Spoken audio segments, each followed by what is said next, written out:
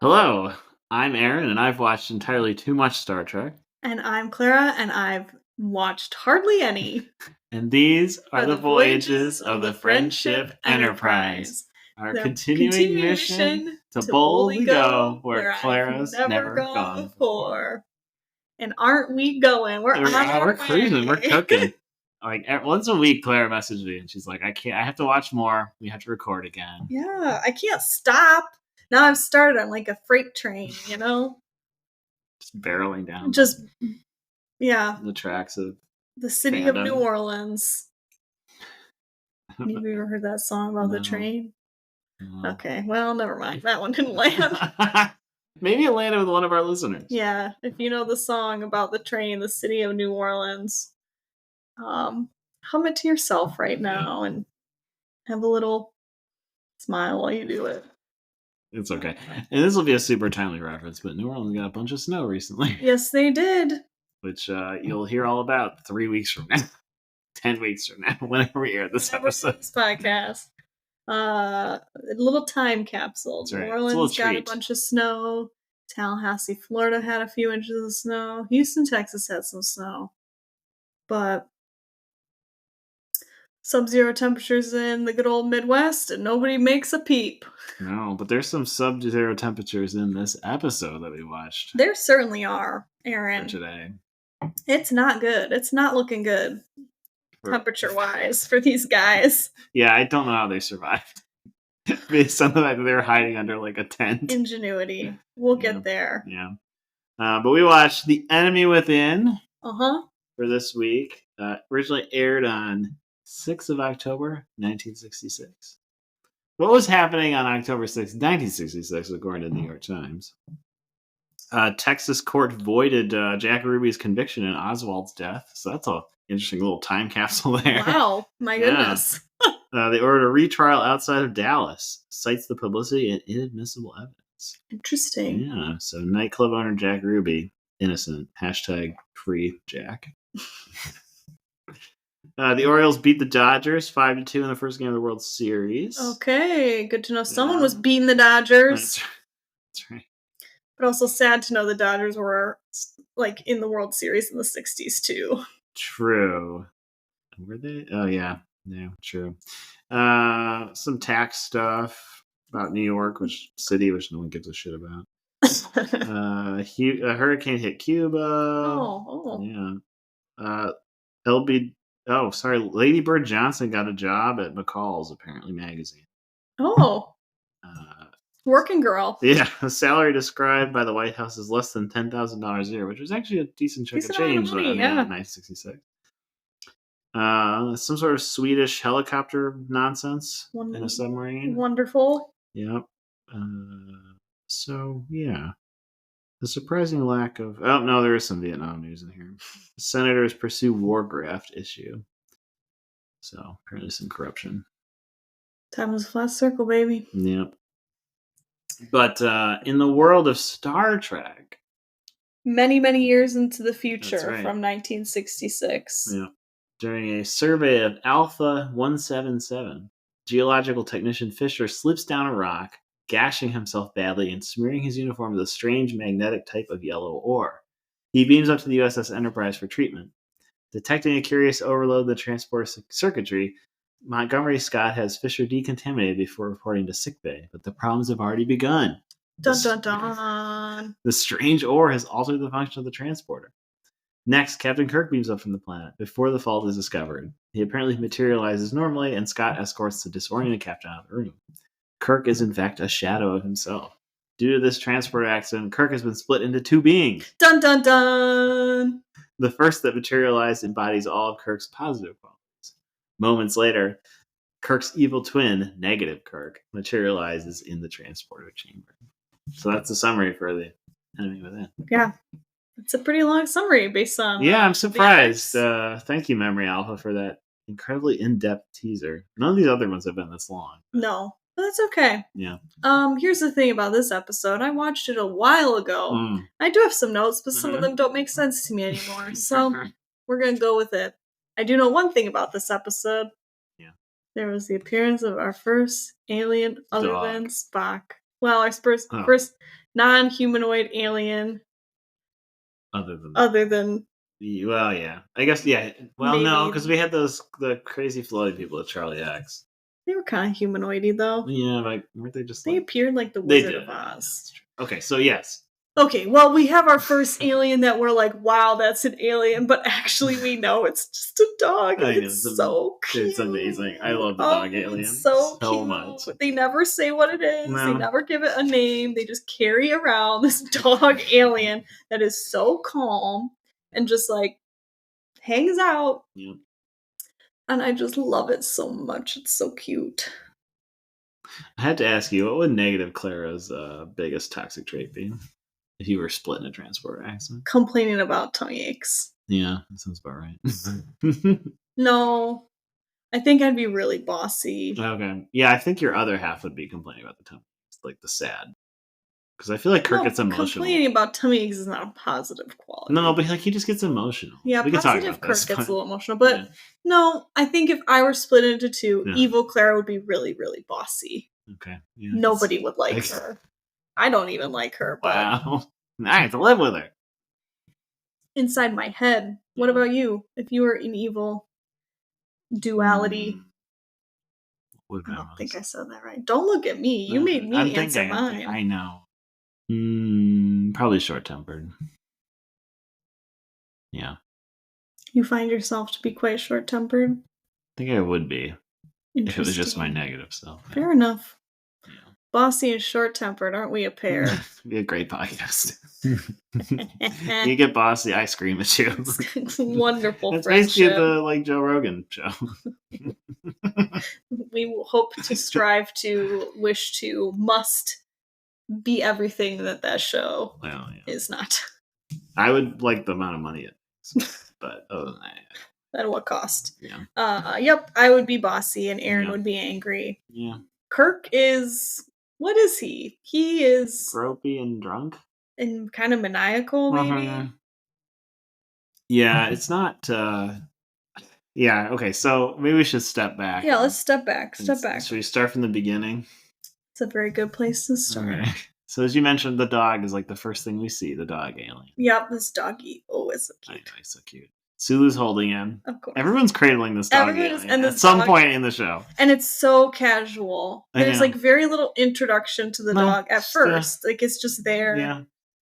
Yeah. Which I will say is something that I think I've found is happening. I'm noticing this is happening kind of throughout the show, is like things are just kind of there, like, you know, future things or aliens or whatever are just sort of existing with no real fuss. Does that make sense? Yeah, like it's just sort of like they're part of the landscape of this. Yeah, zeitgeist is a better word for it. Or if they aren't, like, no one really is like bothered by the fact that they aren't. And like, even with like, you know, Spock is an alien and he talks about it, but no one's like, oh, Spock's an alien. Like, we have to fuss about it, you know? I mean, Bones kind of does. Yeah, but that's his personality. No, you're right. He's kind of a ball buster, that Bones. Yes. But like, this alien dog, we don't even really learn what this alien dog is. We call it alien dog because I don't think that it's ever like said what it is. So it just sort of exists and they kind of pass it around and hold it like it's no big deal. Yeah, they just call it the Alpha 177 K9. Yeah, so it is an alien dog. Okay. Yeah. So anyway, backing up, we see, like you said, we see Sulu holding an alien dog. Yeah. They're on this planet for doing some survey, as one does. They beam back up. There's this problem, and then the episode splits into two problems essentially, which is that there's a second Kirk running around, but they don't realize at first. And then down on the planet, it's getting colder and colder because nighttime, when it sets in, makes this planet like negative, I don't know, like 140 degrees. Yeah, or something crazy. Insane. But once they realize there's a problem with the transport, they can't bring Sulu and these other guys back up. Correct. So half the show is them trying to figure out how to fix the transport. So it's Scotty doing Scotty things. Great. And then the other half is like this weird Kirk fighting Kirk. Yeah. Like Kirk versus Kirk. Kirk versus Kirk. Which then turns into like they eventually hug it out at the end. Yeah. Essentially. Yeah. But that takes a while for them to realize that Kirk is not himself. Correct. Yeah. There are a few funny things about Evil Kirk. Yes. We have to know. Let's just talk about Evil Kirk. Yeah. We have to know it's Evil Kirk, right? We do. As a viewer, we have to know. There needs to be some right. indicator that we're viewing Evil Kirk and not nice Kirk. Other than the fact that he's doing evil things. Apparently that's not enough. So what do? They give Evil Kirk a lot of eye makeup. Yes, there's a lot of eyeshadow. They give him a ton of eyeshadow and a lot of concealer. Yep. Or more like foundation. It's really caked on there. Heavy, and then they do all these really menacing like close-up shots where he's lit from below. Oh my god, that first one when he's like steps off the transporter pad and it cuts. And you can see like every pore, every evil pore. Every bead of evil sweat beating on his brow. You see into poor William Shatner's like dermis because these close-ups are so close. And the lighting is like, that up angle. Yeah. We pray your nose hairs are trimmed kind of nightmare. And we also, of course, get some menacing music. But yeah, he just like wanders around, prowls. Let's use the word prowls. Yeah, he prowls around. Yeah. Mostly prowling after Ensign Rand. Right, after he gets his brandy. Yeah, he gotta get boozy. He storms into sickbay and demands brandy. Yeah. And then he prowls around after Ensign Rand. Yep. Tries to sexually assault her. Yep. She fights him off. Yep. You go, girl. Yep. And like, poor thing, she's always the victim of the creeps. Yeah, she really is, man. I feel bad, She's just trying to do her job, literally, and these creeps telling you what. I know. Unprovoked. But then there's this really incredible moment, and this is where they're kind of figuring out that there are two Kirks. Right. Because good Kirk has now entered the scene, and he is like, it wasn't me. It wasn't me. Yeah. And she's like, well, it was you or someone who looked like you. But this freaking shot is like her sitting in a chair with its bones. Spock. Kirk Spock, yeah. Kirk's in the center. Yeah. Right. They're all standing. Right. They're like all a standing around this poor woman who has just been sexually assaulted, telling her it wasn't you crazy. It wasn't me. You're crazy. What a wonderful. Well, what's also insane is by this point they've seen that the dog split, so you'd think they would figure it out right away. Because remember, they go to the transporter room before this whole like encounter with Ensign Rand happens, and there's like the dog, and then there's the crazy dog in the crate. They figured it out, right? Yeah, but it takes Spock. But by the time they get to Ensign Rand, they figured it out because they're telling her it wasn't. It wasn't. I read it as this Kirk. It was the evil Kirk. I think they kind of make the like. Okay, I thought they did, but I was like, why is this taking them so long to figure out that? Yeah, they sort of have made the connection, like, okay, there must be an evil Kirk wandering around, and that's the one who wanted brandy and who assaulted Ensign Rand, blah, blah, blah. So... Right. So weird. So now they're trying to hunt down evil Kirk. Right, who scratches on his face. And he... Yes, great job, girl. That manicure come in handy. Call back to the last episode. Ladies, keep your nails long. That's right. You never know. They're a great weapon. Anyway... So, yes, he's got scratches on his face, but he deftly covers them up with some beautiful makeup later in the episode. That's how makeup works, folks. It always does the job. When you got a big cut. I know, he just, like, slaps, like... Gorgeous. Healed it. Caking makeup in these cuts made them instantly heal. Not get infected or anything. So yeah, he's sneaky, menacing. He's doing his best to try to look like Kirk, and he just wants to be captain. He just wants to be in charge. Charles in charge. And good Kirk can't let that happen. No, I have in my notes helpful advice from Spock, but I don't remember what that meant. So, do you remember Spock giving any helpful advice? I don't know if it was sarcastic or if... Oh, maybe. I meant it. I don't remember. So, I don't remember what that was about, but... That's okay. Anyway, it kind of becomes this whole question of, like, We have good Kirk and we have bad Kirk. But good Kirk kind of gets increasingly indecisive he's like and weak. Emotional and really he has no mental fortitude. No. And like at some point, I forget what they're trying to figure out, and they're like, "Somebody make the decision." Yeah. Because Kirk, and they're like, "You have to, boss." Yeah, the captain. Yeah. Like, so it is interesting because they basically boil it down to like Kirk needs this like evil calculating part of himself to be himself. Correct. Which is very interesting. Right, because otherwise this episode would just be like evil twin Kirk. Right. Which is like kind of what you think it's going to be at the start. Mm-hmm. And then there's a certain point, like about midway through, where they figure out that like Kirk is becoming less himself. Right. Because it's not immediately obvious. No. To the viewer, anyway. So maybe that's what the helpful advice was. Because Spock points it out at some point. Yeah, who knows? In the course of the episode, he says, like, you're not being your captain-y self. Yeah. So, right, it's a little more interesting than the evil twin, sort of. Yes, because it implies that you need that evil twin. Right. You need your bossiness. I need my bossiness to function. Yeah. Otherwise, I would waste away and just constantly complain about tummy aches. And Kirk needs his crazy brandy drinking. Yeah. Sex pest. Sex pest for real. Yeah. He doesn't need that part. No. I think it's just supposed to be aggressive, right? Let's get rid of that part. But it's like those things that he represses too, right? I mean, we have to assume Kirk is like somewhat sexually repressed because I swear to God, every single episode so far they've been like, he can't be with a woman because he has to be in charge of this ship. That's right. It comes up again in the next one. Yes. So like, I assume Kirk is like a little sexually frustrated. He might be. I don't know.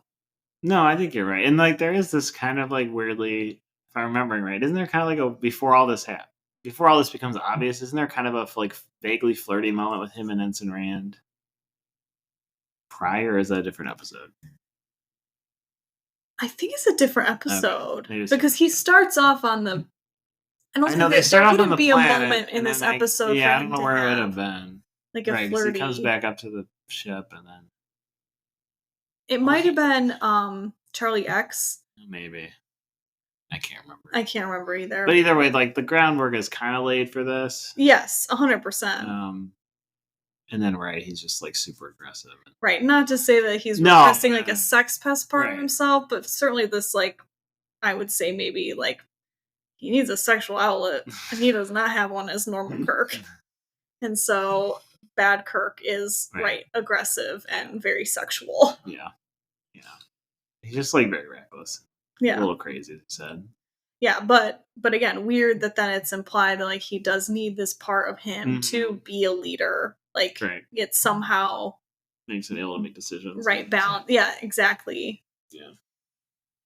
You gotta be ruthless, I guess. I mean, it's not too far off from Where No Man Has Gone Before, where they talk about, Anderson or whatever. What's his name? Gary? No.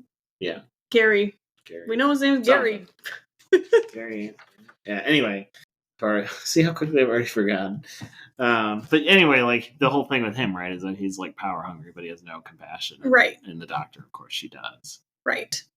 So she balances that or something. So here we see it again where it's like, well, you're not effective when you're just this like. Right, you can't just be nice. Right, yeah, you can't just be nice. You gotta be a little tough too. Right. I'm curious, like, why the Enterprise? I mean, I understand budgetary constraints most likely, but, like, why doesn't the Enterprise have some sort of shuttle system? They will. They do use shuttlecraft later. Problem? Yeah, they do. They have shuttlecraft later. I forget at what point in the show they get them. Okay, it does become a thing.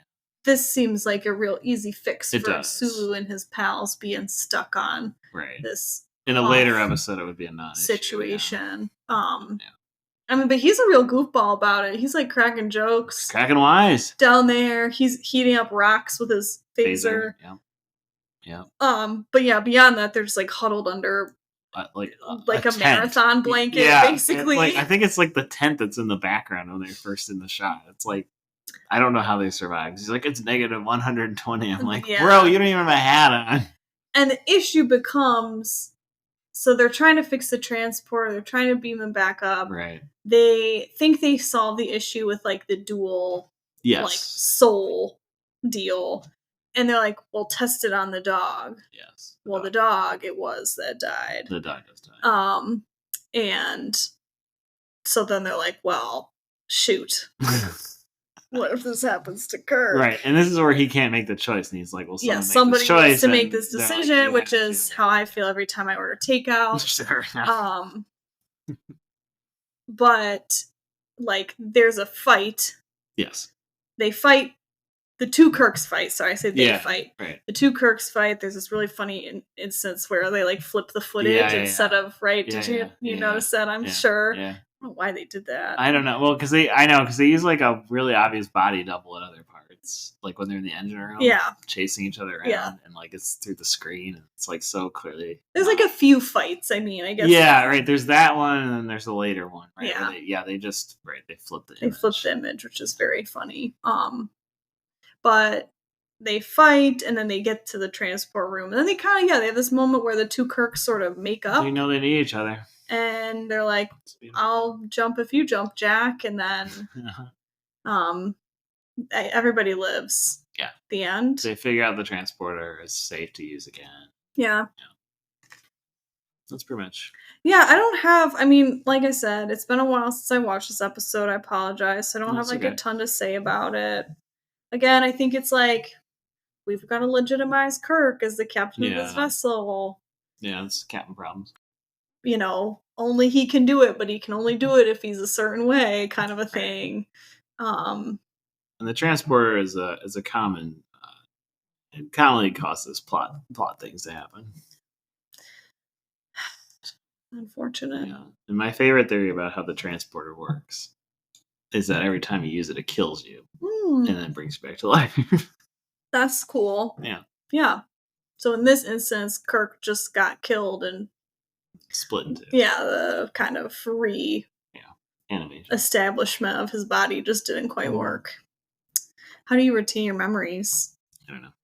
It raises profound questions about the existence of a soul as well.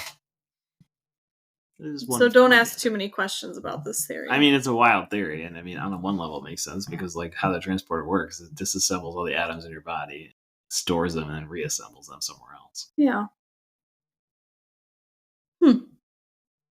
So, there's a reason Dr. McCoy doesn't trust transporters. I don't blame him. Yeah. I don't blame him. I think it would have been great if he came back half dog alien. That would have been incredible. Just a dog alien in a little shirt. They should have kept him like that for the whole show. Just sitting in his little chair. Dog alien. Spot carrying him around. Aww. That'd be kind of cute. I have fewer obsessions from this episode. Okay, I have one, but you can start. Largely because I watched it before I started noting them all. So, okay. Obviously the dog. Dog alien is great. I'm really obsessed with the dog. And I want to be this dog for Halloween and find this dog from the APL and adopt this dog if it exists anywhere. Let me know if you see this alien dog. Dear listeners, please, I need this dog. I have a dog. She's a great dog, but I need this dog. Yeah. I also love Sulu in this episode. Sulu is so funny. He's cracking jokes. He's cracking wines. He's freezing his little tush off, and he's kind of fine. He's just vibing. He's just doing his thing. Yeah. How old was George Takei? Because he looks very young. Well, he is currently 87 years old. He's born in 37, so he would have been 30. So he would have been in his early 30s? Yeah, like 31. Okay. Yeah. He looks like he's like 20 years old. But he does look very young. He looks much younger than the rest of the crew who look like they should be about 48. So, applying for Social Security and whatnot. No offense. Anyway, I like Sulu's episode. He's very fun. I think his kind of character establishment has been very funny. and he continues to delight me. It's just kind of This is where you're at. Goofy, strange little oddity. You're saying this because he was shirtless in that whose job I don't really understand. He's the helmsman. What does that mean? He pilots the ship. He's doing like 700 other things, I swear to God. I know. But when he's on the bridge, it's a big job. Yeah. Helmsman. I know. He's a botanist in the first episode. Yeah, and he never does that again. I think. Why, as the helmsman, is he down on this planet helping with a survey? I don't know. Because they need somebody for the audience to be invested in who's down there, right? Like you can't just have some randos for 1 week. You could. You put him in. You put that dog in a dire circumstance, and I'll try to jump through the TV screen to save that sweet little pooch. Yeah. Why did they not call it the alpha blah blah blah pooch? It's such a disappointment to me, but sorry. So basically, don't ask too many questions about what a helmsman. Well, no, I mean he pilots the ship. Okay. It's one of those things where like you have a cast, right, of characters, and you want them involved in the story as much as possible. Fair enough. You give them things to do. Fair enough. And he's not the only helmsman. There's multiple. Oh, okay. Yeah, so it's a very important job. Well, I mean, it is, but it's like any ship, right? You have shifts of people that come on and do it. You said yourself he was very funny. You liked him down there. Yeah, he's funny. I'm just saying it seems a little. Didn't you fall? Well, like the helmsman seems like an important job, and then they're like, no, a lot of people do it, and then diminishes its importance a little bit to me. You know, like if I'm in charge of something and I think that's very special, and then you're like, no, Claire, you're in charge of this with 10 other people. I'm like, oh, now it's a committee. I don't want to be part of it. I mean, he's not really in charge of anything. He's not the captain. He's piloting the ship. Yeah, but he takes orders. He can't just go wherever. Yeah, well, he could. I mean, he could. He could. His only order is to boldly go where no man has gone before. I like Lieutenant Uhura a lot, but she's still kind of sporadic. Yeah, she's not in every episode. She's still sort of sporadic. Yeah. She goes back so I like her. Just like she just knows what she's about, but she's not been in it enough that I have yet to quite form an opinion about her. Other than I really liked her in those first couple episodes. Yeah. So anyway. Okay. My only obsession is with the captain's log in this episode because it's very bizarre. What is it? At the very beginning. Yep. I think it's after the initial break. Okay. So between the opening credits, like that teaser at the beginning where the negative Kirk steps off the transport pad, looks evil at the camera, and then we cut. Yep. We come back and there's a captain's log where Kirk basically tells us that he says, like, little did we know something was wrong with the transporters, and there's 2 versions of me on the ship. But they don't know that just yet. Okay, so this has happened before. I noticed this, I think, in Where No Man Has Gone Before, where his log is clearly written after the fact. Yeah. But it's kind of confusing because it's happening it's read in the present action of the show. Yes. But he says something similar in Where No Man Has Gone Before, where he's like looking back. He's like, oh, now we had to get Gary, I think Mitchell, off the Enterprise and like blah blah blah. So, and he's turning into more of a that's right, or whatever. Yeah.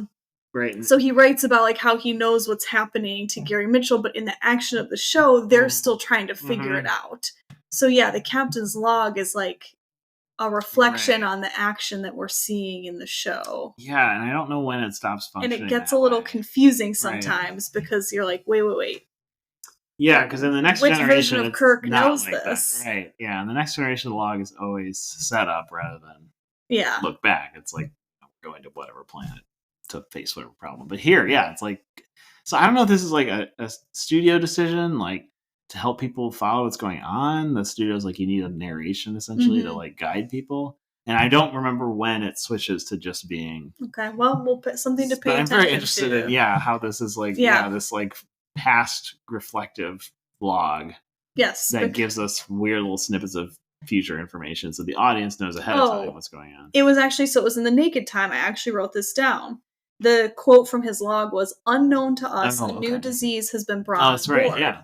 But at the point in the show where he quotes that, they don't know that a new disease has been brought on board. So I think you're right. I think it is kind of this framing device for the audience, because I'll even say, watching this for the first time, there are times when I'm like, what the heck is happening? I know I like it. I know what I'm I know I'm invested in the action, but I'm also I have no idea where this is going. Right? So it does help a little bit sort of orient me. But as someone who's watching the show very closely, it's also strange to kind of have the person who a scene before had no idea what was going on say, start date 13/17, unknown to us, a disease had been brought on board, and then cut to the next scene where he's still trying to figure out what that disease is. Right. Yeah, so it's strange. I don't know. I hadn't noticed it before. And like I said, I don't recall it happening in other series, so I'll be interested to see when it stops in this one. Well, I noticed it, so it's something clearly that is a thing, and we're both thinking about it. It's kind of weird, though. So that was my only obsession, though. Okay. Was the log entry. That's very strange. On to Mud's Women. Oh. Can't we just... Aaron's really excited to talk about Mud's Women. I mean, it's such a ridiculous episode that I'm kind of obsessed with it. I'm sorry. I texted Aaron and said, I don't know what to make of this episode. Cue the New York Times, homie. Yep, so this is from 13 October 1966, so a week later. What do we got in the world of Mud's Women? Mud's Women. Mud. I hope. Mudstorm. Bank in Detroit insolvent. Biggest failure since the 1930s. The Public Bank of Detroit, the biggest bank to fall since the Depression, was declared insolvent early yesterday morning. Wow. Yeah. Israel's in the news. Not even going to touch that. Nope. U.S. eases trade with Soviet bloc. Probably I'm guessing it's probably food shipments, but not clear from this immediately. Any space? Yeah, well, and commodities, it says, so it could be a lot of different things. Stock market's up. Great. GOP, this is an interesting one. GOP goes Johnson one better. Ask Social Security rise now. Different time we lived in. Yeah, kind of inside baseball stuff. Okay. Some stay in New York politics. Nothing that interesting happening. No, not really. That's too bad. Yeah, so anyway, not a ton fascinating going on. Except Mud's Women. Yeah. Do you want to hear the teaser? Yeah, absolutely. Hear Mud's Women. The USS Enterprise chases an unregistered starship, a small Class J cargo ship. Fleeing, the ship approaches an asteroid belt with a Schiller rating of 3.5. The small ship's peril increases further when its desperate speed causes engines to overheat. The end. That's just that's a teaser. That tells me a lot about about what Mud's happens Women. in Mud's Women. In Mud's Women, so the ship that they were talking about is it's commanded by this scoundrel. Yeah, Scallywag. Scallywag, even named Harry Mudd, with the fakest neck hair I've ever seen. Oh my gosh, this chest/neck hair situation is so horrible. It's fake, right? It has to be. It's fake. Like pubes glued to his neck. Yes, but yes. I don't know how else to describe it. It looks like pubes on his neck. Yeah, it's really bad. Yeah, for this listening audience. I'm sorry. It's like it is on his neck. It's like wispy, above the collar of his shirt. Yeah, it's wispy though and uneven. Yeah, and there's a gap sometimes between when his shirt rides a certain way. You can tell that it's just they just glued fake hair, not a ring on his neck. This man does not have chest hair. Well, no one would have chest hair like this because it flops.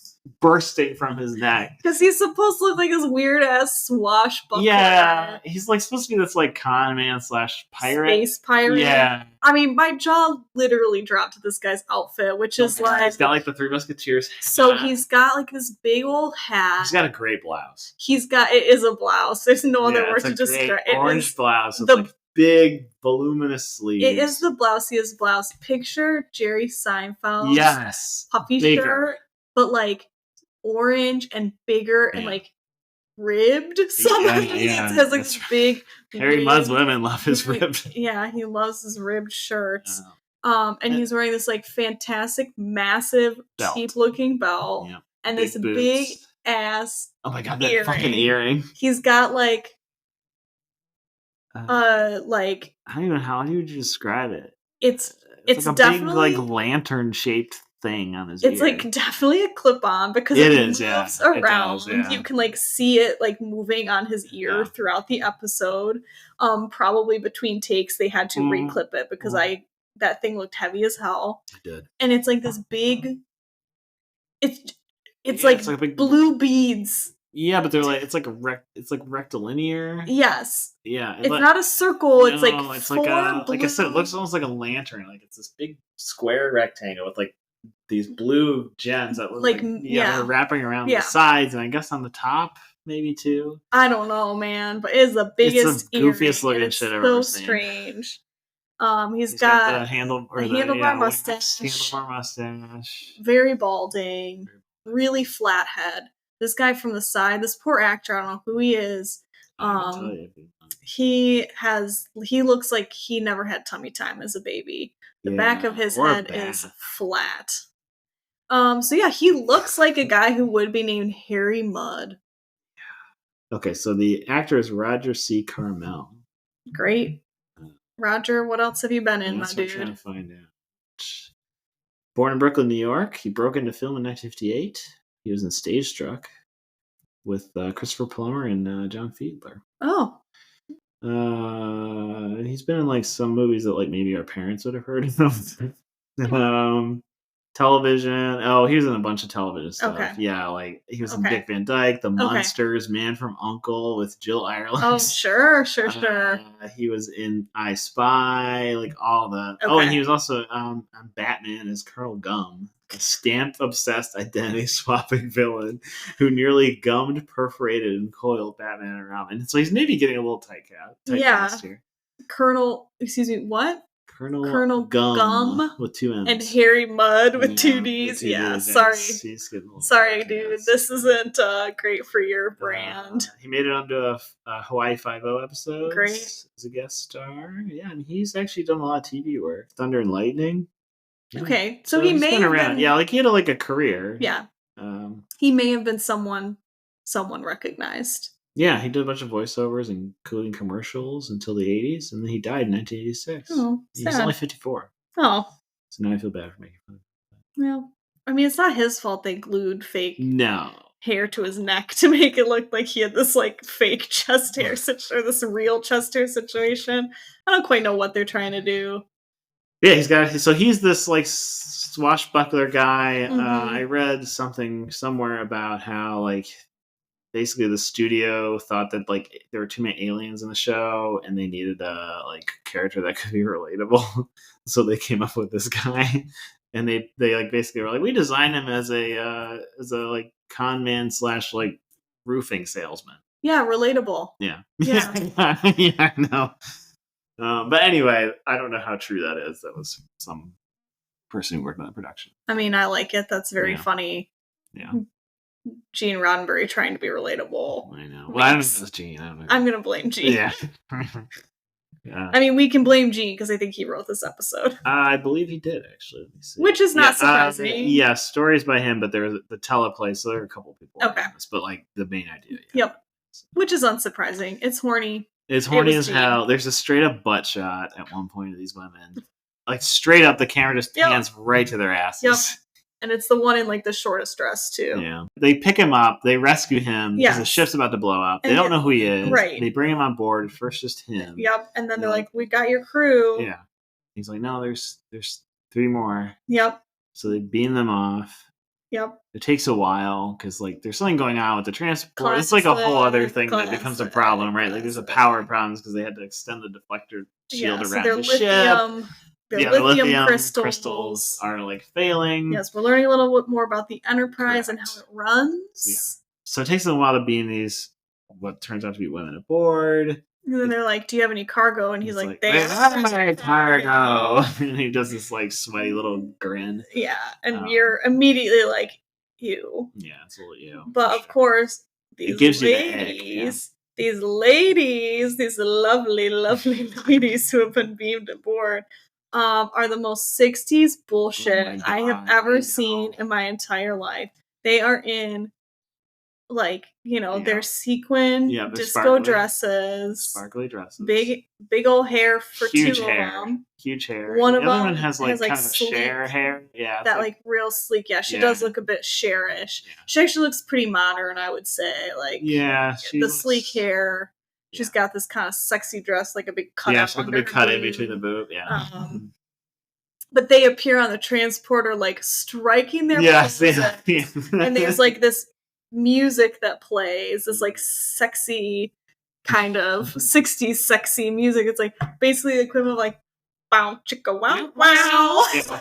Like, did someone order pizza? And all of a sudden, like, Harry Mudd's like got this scumbag look on his face, and Bones and Scotty are like Bugs Bunny with their jaw on the ground. Like the wolf. And it's all shot through, like, the ladies are at this point, they're shot through like this like soft lens. They like have this real like kind of focus, haze about them, and it is like if you want the epitome of these 60s, it's this shot.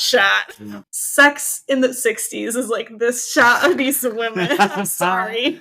Yeah. But okay, so so this music. So I want to talk about the music. Yeah, you mentioned the music. I love the music. I said I love the intro music. Yes. I love the music of this show in general. Yeah, it's very good. I think it uses its we talked about it uses its audio cues really well, right? With the like kind of like audio indicators of various things. Or oral ticks. Yeah.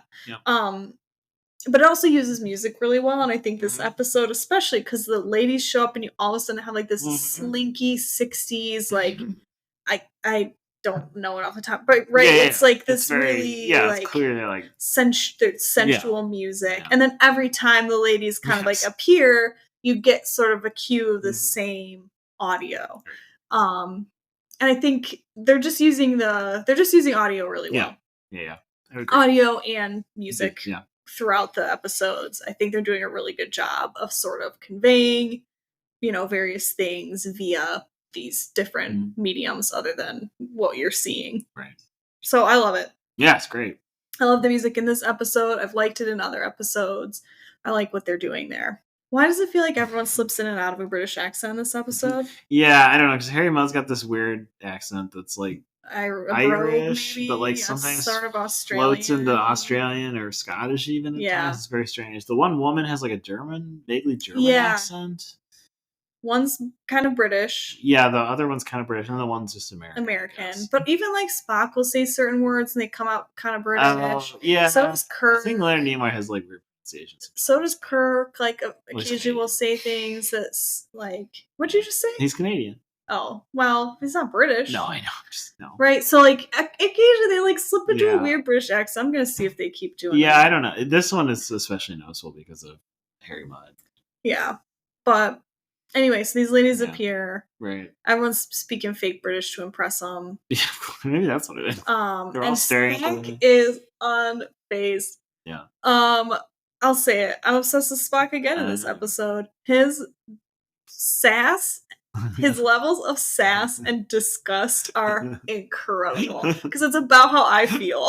I would love to know, like, Uhura's back in this episode. Yeah, she is, but she's not in a red uniform, which is weird. Okay, this was a general question I was going to save for the end. Oh, sorry. Okay. Can we save it for the end? Yeah, sorry. But she's back in this episode. I can't help but wonder, like, what were the women on board the Starship Enterprise thinking as these ladies are, like, sashaying about and the men are just, like, drooling over them? Like, are they, like, get over this bullshit. Like, what, I don't know. They aren't present except Uhura for the most part. Right. Yeah, we don't have, they are absent. And she just seems like, kind of like she's not even really phased or like doesn't even really know what's going on. It is an interesting choice to like not have that become right, but like why isn't there a perspective of like ladies like eye rolling this whole thing? Because they have Spock, I guess. To eye roll. I don't know. Yeah, no, that is a good question. Eye-rolling Spock. No, I mean he's eye roll. Oh, well, sure, but the ladies should be. No, I know, I agree. I'm saying that they have Spock. I don't know. Yeah, I agree. It is a weird omission. Because yeah, she's kind of present throughout. So then the kind of dual issues in this episode, because there always seem to be kind of there's an A and a B right? Plot. There's always just standard TV. Yeah, there's always like a thing going on, which is Mudd and his women. Right, that's the A plot. But then it's sort of interacting with the B plot, which is their lithium crystals. And they come together at the very end. Yes. Right. Their lithium crystals are spent. Mm-hmm. They need to get to like this mining planet. Rigel something. Yeah, Rigel. But there's this fuss because Harry Mudd is like, no, we need to get to bring these ladies to their lumberjacks. And you're like, what is going on with these ladies? So he's like this... hookers? I mean, he's kind of like a pimp. Yeah, I mean, he's basically, he says he's selling them as wives to these like lonely farmers or miners, or whoever is out there, right? And like, why he's selling them as wives, how they agreed to be sold as wives, unclear. They initially seem okay with it, yes, but as we see later, but then Eve is the one who's who's the most upset. Yes. I guess they're all kind of upset about it, but no, because the other two are upset that he won't give them the pills that make them. Yes, beautiful. So you find out that they get these Venus pills that make them beautiful because you see they're like, it's unclear what happened. Like they're kind of like trying to seduce the men on the ship because they just want. They like truly they're just like, we want husbands. Yeah, they like don't know what else to do. Right. The green sleek Cher, we're just gonna call her Cher. Maggie. Maggie is her name. It is Maggie. She kind of goes off and tries to seduce Bones. It doesn't really work because he's a man of science and he's like, my machine is not acting right when you step up there. But she's like posing on the machine with like one arm up and like the armpit shot is like aggressive. Yep. But she's just like doing a little pose and he's like, something's not right. Something's not right here. Which I respect the hell out of it. Yep. But so like she tries to seduce him. We don't really know what German purple. No, I forget what her name is. Yeah, I can't remember. We don't know what she's up to. But then Eve tries to seduce Kirk. In this hilarious moment where like he walks into his quarters and she's like lying like a 2x4 on the bed, just like flat on his back. I was watching a Turkish show and I was like, what a sensual pose. Like she looks like she's in Rictus. Yeah, she looks dead. And then she's like, I don't know. She's gonna try to seduce him, and then she's like, but I can't do it because I actually like you, essentially. Yes. And there's these cool shots. Yeah, the shots of the screen. Yes. Like that's what I was gonna say. There's some good shot work there where she then comes around the screen. Yeah, there's like a cool kind of lattice screen. Yeah, they're looking 60s. At each other through, and they're shot with the screen on their faces. Right. So then she's like, yeah, I like you too much to do this. Because we know Harry Mudd's put them up to this. He's trying to get things to not control the ship, but he wants to be able to use the communicator to arrange this deal. Yes. That we learn about. Because he's in trouble. He's already been on trial at this point, I think, right? Yeah, they already had the trial. Yeah. Where this ship's computer sassily is like, that's not your name. Okay, we can get to the ship's computer. Well, the ship's computer actually comes over us, but anyway, so like she's like upset. She's like, "Oh, I can't do this to you," and you're like, "What is like?" At this point, you don't know that they're taking these pills to keep them beautiful. Yeah, we find that out right after. And Evie doesn't want to take them anymore. So like, it's kind of an allegory for drug use. I think. There's a lot of things going on there. So they kind of turn into these old hags, and then they get the pills, and then they turn beautiful again. I wonder if it was like early diet pill commentary. Yeah, potentially. Maybe. But before all this happens, there's this computer. Yes. And the computer is really sassy. The computer tells the room that everyone's like really horny. Oh my god, yeah, it's like all the men have boners in this room. Yep. And then Kirk's like, strike that for the record. Just like gets a little like cheeky grin on his face. Yep. So thank you, computer. But yeah, the computer is like basically a lie detector.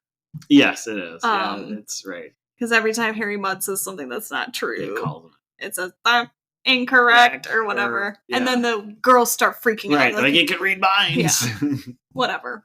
So I love this computer for telling everyone that, like, everybody's got a boner. And yeah, because the women are doing their, like, what a cool fun time. Yeah, they're doing their sexy Yeah, so apparently, unclear. Like the pills make them more sexually, like abnormally sexually appealing? I don't know. Okay. I don't know. And do we? I don't know. I don't know if we ever know because the end throws the whole thing into question anyway. But so we like get to that later. But so this is crazy. Yeah.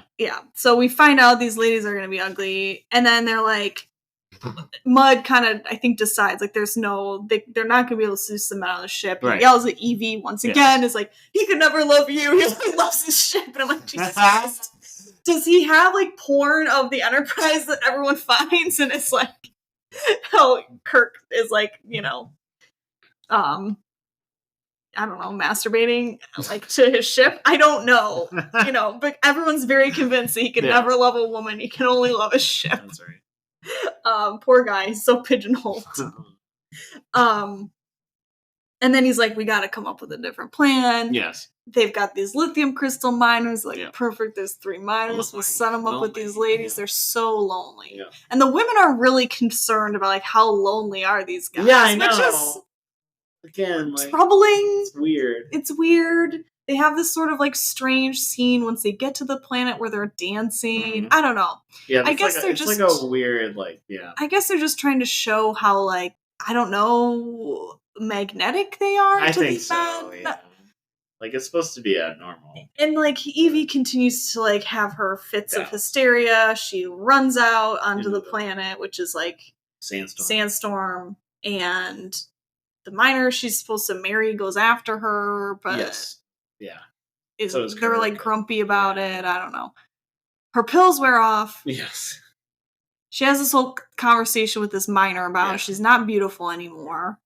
Jeez. She's clearly still incredibly beautiful. Yeah, she's still very nice looking. And then like it wraps up with basically they're just like, you can stay here if you want. Also, this is a fake pill we gave you. You only look beautiful again because you believe in yourself. Yep. What the fuck? My last note here is so you can be pretty if you just believe. It's true. I don't know, man. I did not know what. This is why I think it's like a diet pill comment. Fair enough. Of some kind. Right? Like. You don't need your skinny pills? Yeah, basically. I mean, it's true. Yeah.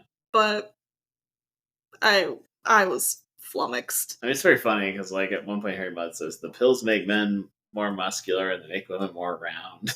Yep. And like docile, like they make them more. I don't know if dociles are there. No, but like the sexual politics of the episode are like it's a little muddied. Not to muddy the waters, but because it's like. Yeah, he makes them more round and like it emphasizes their female. Yeah, it just makes them more like traditionally feminine. Yes. So it's kind of this walking this weird line between reinforcing those stereotypes, but also maybe suggesting that those are like not the most desirable things either. Right. But it doesn't really land on one side or the other. No, and it's coming from Harry Mudd, who's like a real piece of shit. Although his blouse is great. His blouse is beautiful. So I mean, do you have any wisdom for me about this episode? Because I questions? I don't. Yeah, what happened? What was it? It's Harry Mudd. He's just like a con man. It's like a typical grifter sort of story, right? Like he cons people. Yeah.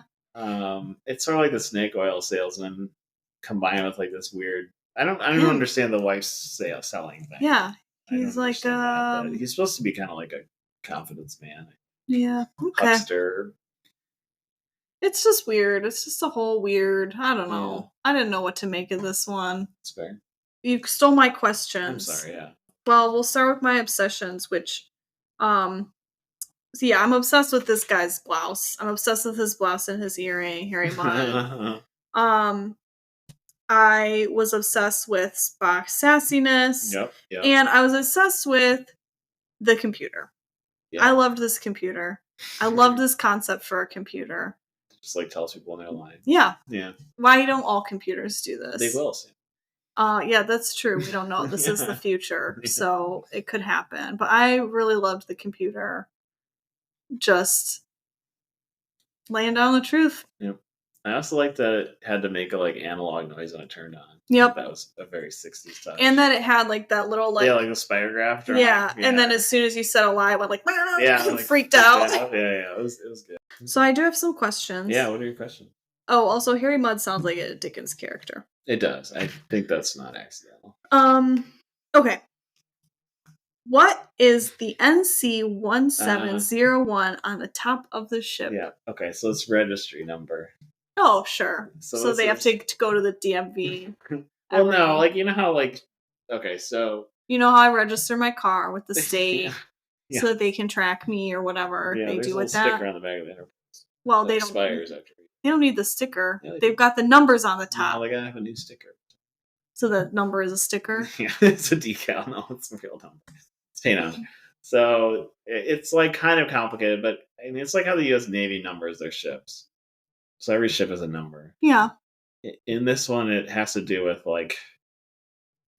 the class of the ship and what order the ship was built in. So the Enterprise is part of the Constitution class of starships.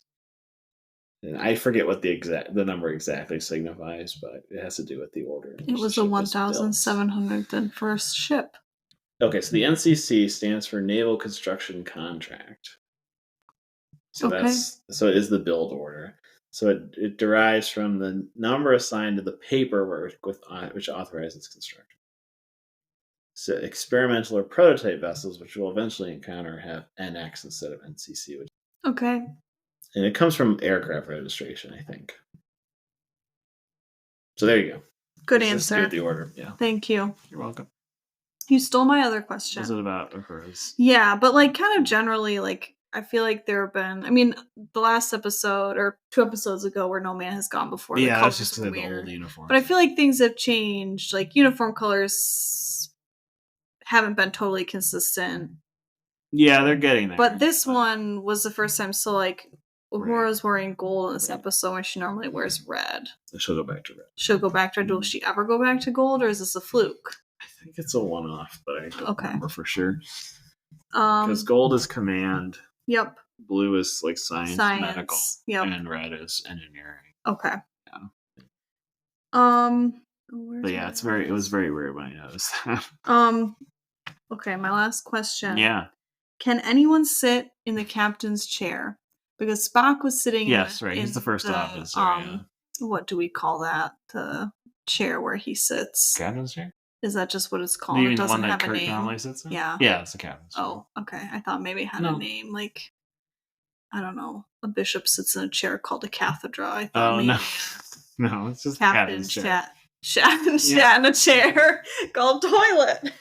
It's a Friday, homies. Stuff. No, it's just the captain's chair. Can anyone sit in it? Anyone who's in temporary command of the ship. So Spock is first officer. If Kirk's not on the bridge, he would. Anytime he's not on the bridge. Yeah.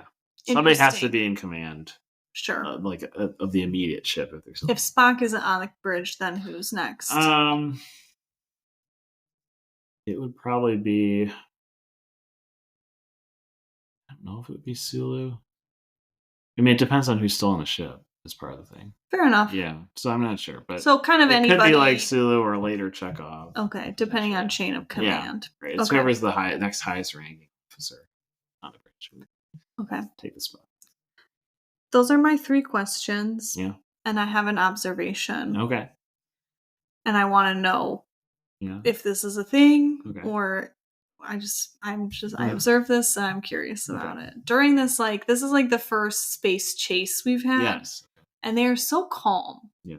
Is this how these are approached? Are they always so calm? Yeah. Is there a reason they're so calm? Because I feel like if this were a TV show in 2024, which I realize that it kind of tangentially is, but if this were happening in a show in 2024, there'd be everyone would be freaking out. And this is just some gentle beeping, which is a lot of beeping, the heartbeat of the ship, which I kind of like. Yeah. We've got this implication that she's the wife of Captain Kirk, and she's kind of a living being because we always are hearing this beep, beep, beep, beep. Anyway, they're all so calm. And I asked Joe, why do you think they're so calm? And he said, well, they're military. Yeah. And I was like, yeah, but that doesn't seem quite right. It's kind of true. Is it like that in later versions of Star Trek? There's never like there's never like a. It's never like intense. I mean, if they're like in an actual battle, then it would become intense. But like if they're just pursuing somebody, it's pretty like everybody knows their duty and does their job. Okay, that's kind of nice. Yeah, it's pretty relaxing. We'll see some more. So okay, opportunities to compare and contrast. Yeah, but like if it was an actual battle, it would be a little. I mean, it'd still be calm. Like there's not a lot of shouting. No, there's very little shouting. I kind of like that because like I feel like there's a lot of TV's very shouty. Yeah. Oh yeah. A lot of yelling on television. Like an old man, but there's just a lot of yelling. And I like that there's not a lot. Yeah. There's just calm competency. There's nothing wrong with that. And that's partly like, Gene Roddenberry's vision of the future is that everyone's doing the job that they're best suited for. So like, everyone's they calm. Don't yell at each other, usually. That's nice. Okay. Yeah. What? I have to rate them. Oh, that's right. We got to do our tribble ratings. All right, you go first since I've seen them already. So we'll start with we'll do the Enemy Within first. 6. Okay. 6 because of the dog. Yeah, that's fair. I think it's probably a 5 for me. That's fair. Yeah, 5 tribbles. Mud's Women. 5? Yeah, I think it's like a 4.5. You were so excited to watch Mud's Women. I just like saying Mud's Women. Oh my gosh. So Aaron's literally just giving the title 4.5 stars. But yeah, no, that's the half star. Like a 5. Yeah, it's like a little below mid for me. I was so much of this episode, I was like, what is going on? Yeah. And then once I figured out what was going on, I was like, I don't think I like this. Yeah. And there was just a lot of melodrama. It is more dramatic. And yeah, not my favorite. I loved that green dress. That sexy green dress was beautiful. Yeah, she looked good in that dress. The costumes, I think, overall in this episode were fun. Yeah, it was like fun to look at. Yeah, it was like more because normally you're just looking at like their little uniforms, which are fun, but not a dash of color. Yeah, not very creative. So it's fun to get some different costuming in there. We'll get a lot of that. But yeah, like a 4.5 for me. Yep. Horny. Definitely horny. And that's about it. Yeah. Anyway. Shall we return to the ship? I think we shall. Right. Beam me up.